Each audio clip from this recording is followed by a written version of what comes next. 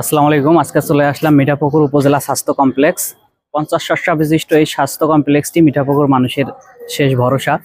এখানে আমাদের একটা মিঠাপুকুর উপজেলাবাসীর পক্ষ থেকে দাবি থাকবে যে এই হসপিটালটা যাতে 100 শয্যা বিশিষ্ট হসপিটাল করা হয়, কারণ এখানে রোগীর চাপটা যেমন বেশি, সেই ক্ষেত্রে চিকিৎসা সেবা দিতে মানুষ ডাক্তাররা অনেক হিমশিম খাচ্ছে। এবং প্রতিষ্ঠানটি আরও যদি আমরা ঠিকভাবে করতে পারি, সরকার যদি নজর দেয়, যতটুকু মিঠাপুকুর উপজেলা একটা বৃহৎ উপজেলা, অনেক জনগণ এখানে থাকে, সব চিকিৎসা দেওয়া সম্ভব হয় না এই উপজেলা স্বাস্থ্য কমপ্লেক্সে, আমাদেরকে বিভাগীয় হসপিটালে যেতে হয়। তাই সরকারের প্রতি দাবি থাকবে আমাদের এই 50 শয্যা বিশিষ্ট হাসপাতাল যাতে 100 শয্যা বিশিষ্ট হাসপাতাল করা হয় এবং উন্নত মানের টেকনোলজি এবং চিকিৎসা সেবা প্রদান করা হয়।